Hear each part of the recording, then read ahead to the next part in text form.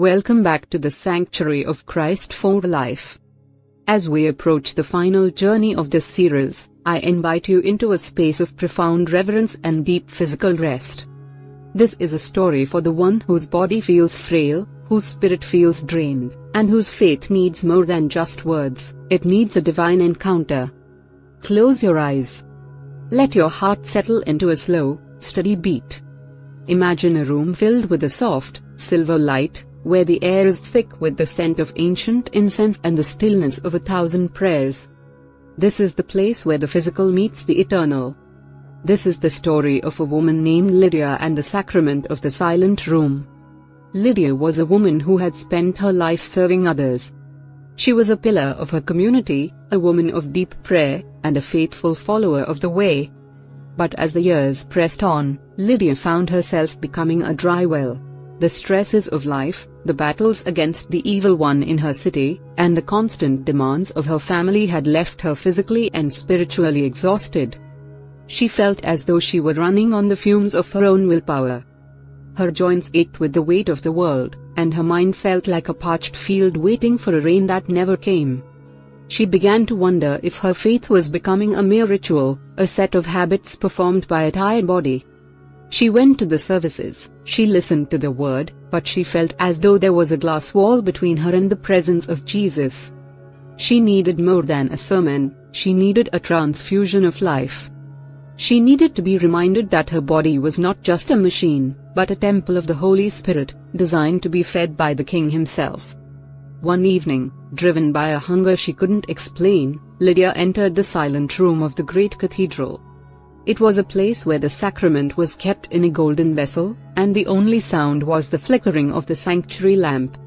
She fell to her knees, her forehead touching the cold stone floor. "Lord," she whispered, "I am empty. My strength is gone. I am a disciple with no more fire. Feed me, or I shall surely wither away." As she knelt, the silence of the room began to vibrate. It wasn't a noise, but a frequency of pure, living energy. Lydia looked up and saw a man standing by the altar. He was not dressed in the robes of a priest, but in the simple garment of a traveler. He held a small piece of bread and a cup of wine.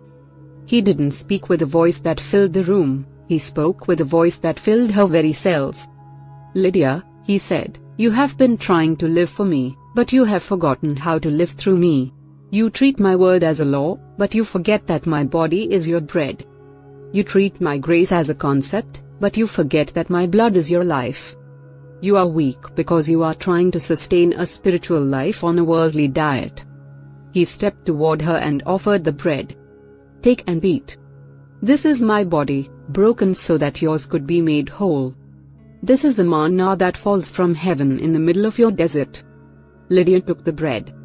As she ate, she didn't just taste the wheat, she felt a rush of warmth spreading through her chest, moving into her arms, and flowing down into her tired legs. It was as if every cell in her body were waking up from a long, cold sleep. The addiction to exhaustion was being broken. The physical fatigue that had shadowed her for months began to lift like a morning mist. Then he offered the cup. "Drink. This is my blood, the new covenant. This is the wine of the kingdom that washes away the poison of the world, the stains of the crime, and the memory of the shame. This is the life force of the divine entering the veins of the human." As Lydia drank, she felt a surge of spiritual authority. The evil influences that had been whispering in her ear for weeks, telling her she was too old, too tired, and too insignificant, were suddenly silenced by the roar of the King's life within her. She realized that the sacrament was not just a symbol of something that happened 2,000 years ago, it was a physical participation in the life of Christ now. It was the fuel of the disciple. The Master looked at her, his eyes shining with a joy that defied the shadows of the room. "When you feel weak, Lydia, come to the table. When you feel the world pressing in, eat the bread. When you feel the enemy start, drink the cup. Your body is mine. I have redeemed it. I will sustain it. You are not a servant working for a distant master, you are a branch connected to the living vine." Lydia walked out of the silent room and into the night. She was no longer the tired, stooped woman who had entered. She walked with a rhythmic, powerful grace. She found that her reliance on Jesus had moved from her head to her heart, and from her heart to her very blood. She became a sacramental disciple, a woman whose physical presence carried the aroma of Christ. When she touched the sick, they felt the warmth she had received. When she spoke to the broken, they heard the frequency of the King. If you are listening to this today, and your temple feels like it is crumbling, if you are physically drained, emotionally spent, and spiritually dry, I want you to take a long, slow breath. You were never meant to carry the weight of your discipleship in your own strength. You were meant to be fed by the King. The sacrament is your silent room. Whether you are at the altar of your church or in the quiet of your own heart, Jesus is offering you the bread and the wine of His very life.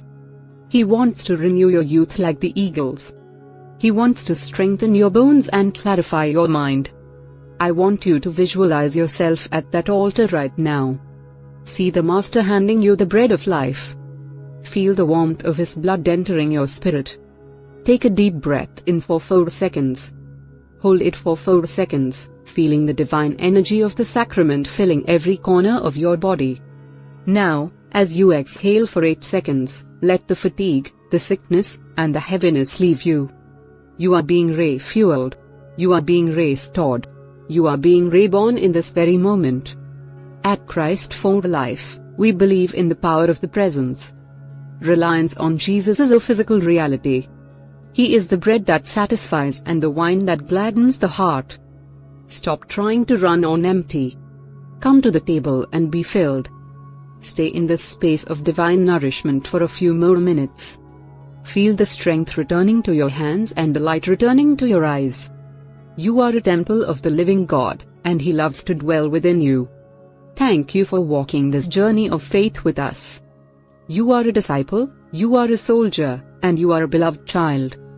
Go forth in His strength, and remain in the light of His eternal presence.